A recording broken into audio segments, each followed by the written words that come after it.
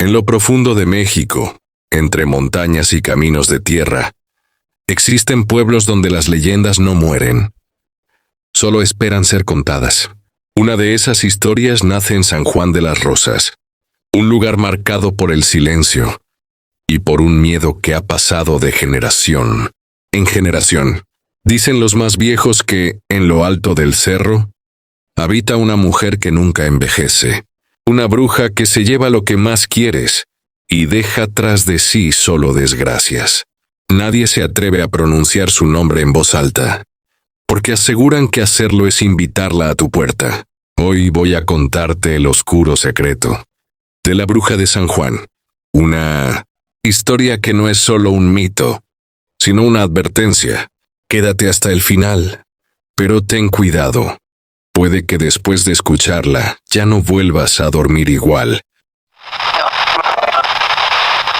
En el pueblo de San Juan de las Rosas, un lugar rodeado de montañas y cañadas profundas, los habitantes solían vivir en relativa calma. Era un poblado pequeño, de calles empedradas, casas de adobe con techos de teja, y un silencio particular que solo rompían los ladridos de los perros o las campanas de la iglesia cada amanecer. Sin embargo, en aquel lugar se escondía una historia oscura que las familias contaban de generación en generación y que siempre parecía revivir cuando la luna llena iluminaba las noches más frías. Se decía que, en lo alto de un cerro cercano, habitaba una mujer conocida como la bruja de San Juan. Nadie sabía con certeza de dónde había llegado, pero su presencia comenzó a notarse hace más de 50 años, cuando varios niños desaparecieron sin explicación alguna. Los viejos aseguraban que la bruja bajaba del cerro convertida en un ave enorme y negra, con alas tan grandes que cubrían la luna al pasar. Otros afirmaban haberla visto caminando por las calles, vestida de negro, con un rebozo que cubría su rostro y un olor penetrante a hierbas podridas. Mi abuela solía contarme que, cuando ella era niña, su propia madre le prohibía salir después de las 9 de la noche. Después de esa hora, decía, la bruja camina buscando a quién llevarse.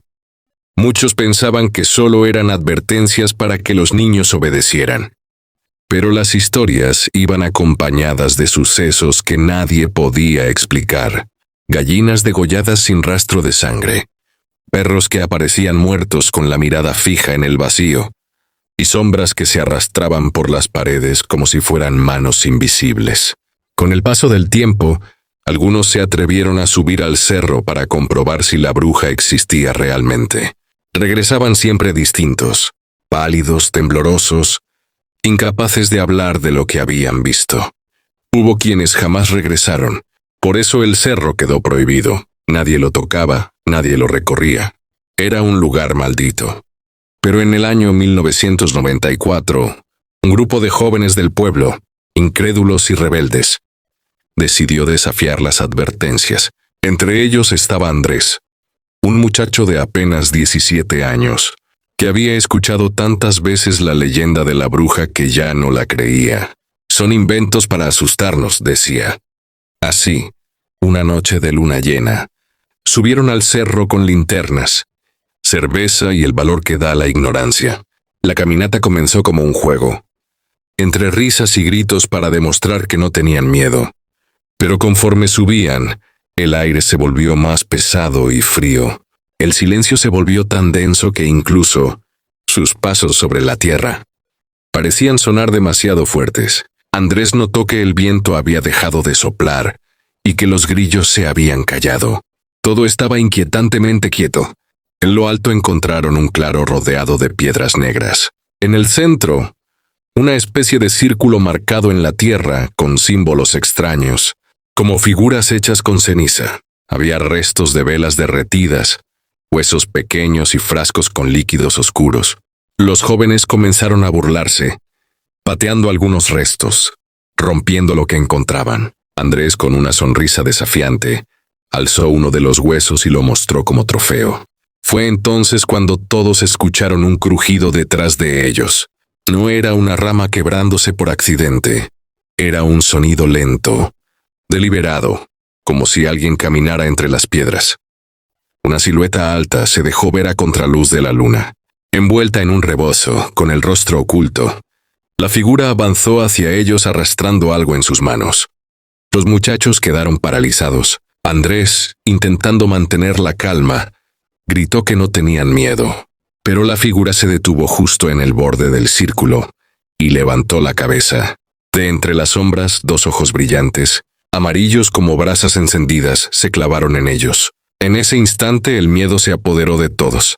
El grupo de muchachos se miraba entre sí, con el pánico reflejado en sus rostros. Nadie se atrevía a dar un paso ni a pronunciar palabra. Los ojos amarillentos de aquella figura los tenían inmóviles, como si los hubieran atrapado en un hechizo. De pronto, el aire se tornó helado, y una ráfaga de viento los envolvió. Las linternas parpadearon y se apagaron una tras otra, hasta que solo quedó la luz de la luna iluminando aquel claro maldito. La figura comenzó a murmurar algo en un idioma incomprensible, un rezo o un conjuro que parecía retumbar en los huesos. Susurros extraños comenzaron a escucharse alrededor, como si hubiera más voces escondidas entre los árboles. Andrés tragó saliva y trató de gritar que se fueran, pero cuando intentó mover las piernas sintió que no podía. Algo invisible lo mantenía atado al suelo. Uno de los jóvenes, desesperado, tomó una piedra y la lanzó hacia la silueta. La piedra jamás la tocó. Se detuvo en el aire y cayó al suelo, como si hubiera chocado con una pared invisible. Fue en ese instante que la bruja levantó las manos, mostrando unos dedos larguísimos, retorcidos con uñas negras como garras. El rebozo cayó a un costado, dejando ver un rostro ajado, deformado, con la piel colgando como si se estuviera pudriendo en vida. Los chicos soltaron un grito ahogado. Uno de ellos, llamado Ricardo, corrió colina abajo sin mirar atrás. Los demás intentaron seguirlo, pero un alarido ensordecedor los paralizó. El grito de la bruja no era humano. Era como el chillido de un animal herido mezclado con el lamento de una mujer agonizante. Los árboles se sacudieron violentamente, y los pájaros salieron volando en bandadas, aunque ninguno emitió sonido alguno. De pronto Andrés vio cómo las sombras se alargaban sobre la tierra, como si tuvieran vida propia. Una de esas sombras atrapó a uno de sus amigos por el tobillo y lo arrastró hacia el círculo de ceniza. El muchacho gritaba desesperado, clavando las uñas en la tierra, mientras su cuerpo era jalado como si la misma oscuridad quisiera tragárselo. Andrés intentó ayudarlo, pero antes de tocarlo, la bruja se acercó lentamente y con un simple movimiento de su mano el cuerpo del chico se elevó en el aire. El joven flotaba, pataleando sin control, mientras sus gritos eran sofocados por una fuerza invisible. La bruja pronunció palabras guturales y, de pronto, el cuerpo cayó al suelo inmóvil. Nadie se atrevió a acercarse, pero lo poco que alcanzaron a ver fue suficiente. Sus ojos se habían vuelto completamente blancos, como si su alma hubiera sido arrancada. El resto de los chicos rompió en pánico. Corrieron cuesta abajo entre la maleza, tropezando y rodando entre las piedras. La bruja no se movía, pero su presencia parecía perseguirlos. Se escuchaban sus pasos en todas direcciones, y cada vez que volteaban a mirar, distinguían su silueta entre los árboles, más cerca de lo que debería estar. Uno por uno fueron desapareciendo, no porque la bruja los atrapara físicamente, sino porque en medio de la confusión, algunos gritaban y luego el sonido se apagaba de golpe, como si se los tragara la oscuridad. Andrés, jadeante y herido por las caídas, logró llegar hasta la falda del cerro. Creyó que había escapado, pero cuando volteó, vio a lo lejos, en la cima, a la bruja de pie, observándolo con esos ojos amarillentos que brillaban como fuego. Al llegar al pueblo, Andrés tocó desesperadamente la puerta de su casa. Sus padres lo recibieron, asustados por su estado. Apenas podía hablar. Su ropa estaba rasgada y su piel llena de raspones. Con la voz temblorosa les contó lo que había pasado. Sus padres lo reprendieron con un miedo que no podían ocultar. Habían desobedecido la advertencia más antigua del pueblo. Esa noche, nadie durmió en la casa de Andrés. Los perros ladraban sin cesar. Las ventanas se golpeaban aunque no hubiera viento, y un olor a hierbas quemadas invadió cada rincón. Su madre, rezando con un rosario en mano, aseguraba que la bruja lo había marcado y que regresaría por él. Y así fue. A la madrugada, cuando todos intentaban descansar unos minutos, escucharon un ruido en el techo. Era como si alguien caminara lentamente sobre las tejas. Andrés, paralizado, levantó la mirada al techo y lo escuchó claramente. El crujir de unas uñas largas arañando la madera. La bruja ya había encontrado su casa.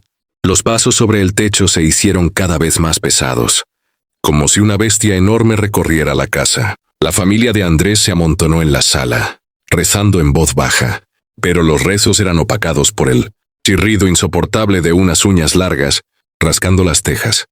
El padre de Andrés, armándose de valor, tomó un machete y salió al patio. Apenas cruzó la puerta, un golpe seco lo lanzó contra la pared, como si una fuerza invisible lo hubiera empujado. Su cuerpo cayó inconsciente en la tierra húmeda. El corazón de Andrés palpitaba tan fuerte que sentía que iba a reventarle el pecho. Su madre, con lágrimas en los ojos, lo tomó del rostro y le dijo: «Hijo, ella viene por ti. No la mires a los ojos. No lo hagas». Pero ya era demasiado tarde. El techo crujió y una figura negra descendió lentamente. Apoyándose en la puerta como si flotara, la bruja se inclinó hacia adentro de la casa, mostrando su piel putrefacta y una sonrisa de dientes podridos largos y afilados. El aire se llenó con un hedor insoportable a carne quemada y hierbas podridas. Andrés retrocedió, pero su cuerpo temblaba tanto que apenas podía sostenerse en pie. La bruja extendió un brazo, señalándolo con un dedo huesudo y torcido. En ese instante todas las velas y lámparas se apagaron, dejando la casa sumida en una oscuridad absoluta. Solo brillaban sus ojos amarillentos como carbones encendidos. La madre de Andrés comenzó a rezar en voz alta, invocando a todos los santos que conocía. La bruja soltó un chillido desgarrador, un alarido tan fuerte que las ventanas estallaron en 1000 pedazos, lanzando vidrios por toda la sala. Andrés cayó al suelo cubriéndose la cara. Sintió un frío recorrerle la espalda, como si unas manos invisibles lo hubieran sujetado. De pronto todo quedó en silencio. Cuando Andrés abrió los ojos, se encontraba en medio del cerro nuevamente. El círculo de ceniza estaba frente a él, y alrededor, los cuerpos de sus amigos yacían en posiciones extrañas, como muñecos rotos. Algunos respiraban con dificultad, otros estaban inmóviles con la mirada perdida. La bruja estaba en el centro, arrodillada, murmurando en aquel idioma gutural que desgarraba los oídos. Andrés comprendió que lo había llevado allí para terminar lo que había empezado. Trató de levantarse, pero sus piernas no respondían. La bruja se incorporó lentamente y caminó hacia él, arrastrando sus pies descalzos sobre la tierra. Alzó las manos y las sombras volvieron a moverse como serpientes, rodeándolo todo. «Tu alma me pertenece», susurró, pero no con su voz, sino con la de su madre. Ese detalle lo quebró por dentro. Era como si la bruja jugara con su mente, como si se hubiera metido en lo más profundo de su ser. Andrés gritó con todas sus fuerzas, un grito que se perdió entre los árboles, y cerró los ojos esperando lo peor. En ese instante, escuchó un sonido lejano. Las campanas de la iglesia de San Juan repicaban con fuerza.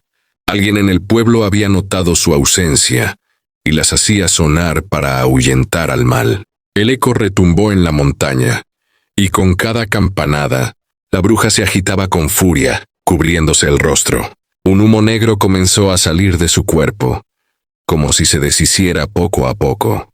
Aprovechando ese instante, Andrés gateó hasta el cuerpo de uno de sus amigos e intentó moverlo, pero estaba rígido, frío. El suelo comenzó a temblar, y el círculo de ceniza ardió en llamas verdes, iluminando el horror de lo que sucedía. Los cuerpos que aún tenían vida comenzaron a ser arrastrados hacia el fuego. La bruja gritaba palabras imposibles de entender, tratando de completar su ritual. Andrés, con una fuerza que no sabía que tenía, agarró un trozo de madera en llamas y lo lanzó contra ella. La bruja chilló, y su cuerpo ardió en un fuego oscuro que no iluminaba, sino que absorbía la luz. Las sombras se retorcieron violentamente hasta desvanecerse. El fuego del círculo se apagó de golpe, y la montaña quedó en un silencio absoluto. Cuando Andrés recobró el aliento, se encontró solo. Sus amigos habían desaparecido. No había rastros de ceniza, ni fuego, ni cuerpos. Solo él, tirado en medio del claro, temblando bajo la luz de la luna. Logró regresar al pueblo al amanecer, con la ropa chamuscada y la mirada perdida. Nunca habló de lo que sucedió realmente en el cerro, pero quienes lo vieron aseguran que jamás volvió a ser el mismo. Caminaba siempre encorvado, con ojeras profundas, y nunca levantaba la mirada del suelo.